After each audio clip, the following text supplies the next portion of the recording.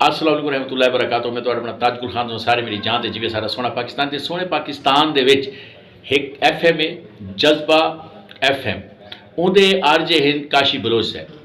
Kashi Bloch साहब ने एक चैनल बनाए YouTube channel RJ Kashi Baloch और ये चैनल ऑफिशियल चैनल है उन्होंने ये चैनल तुसां देख सो सब्सक्राइब करे सो लाइक करे सो कमेंट करे सो ही चैनल के उत्ते तुहानू चंगे चंगे सोहने सोहने गीत मिलसन देखण कीते और शार्ट मूवियां और खाके चंगे चंगे मिलसन। भला चैनल केड़ा देख सो चैनल देख सो तुसां RJ काशी बलोच चैनल को तुसां लाइक करे सो सब्सक्राइब करे सो कमेंट्स करे सो और घंटी वाला बटन दबावन ना तुसो घंटी वाला बटन दबावने घंटी वाला इहदे नाल फायदा थी कि जितने भी ही चैनल के जेडे प्रोग्राम हो सन उन्होंने नोटिफिकेशन तुहाडे कने आवे सी और तुसां देखते सारे ही चैनल को लाइक करे सो सब्सक्राइब करे सो कमेंट्स करे सो और ही को तुसां शेयर करे सो। मैं तुहाडा अपना ताजकुल खान सारे मेरी जान जिवे सारा सोहना पाकिस्तान पाकिस्तान जिंदाबाद। अल्लाह बेली सही।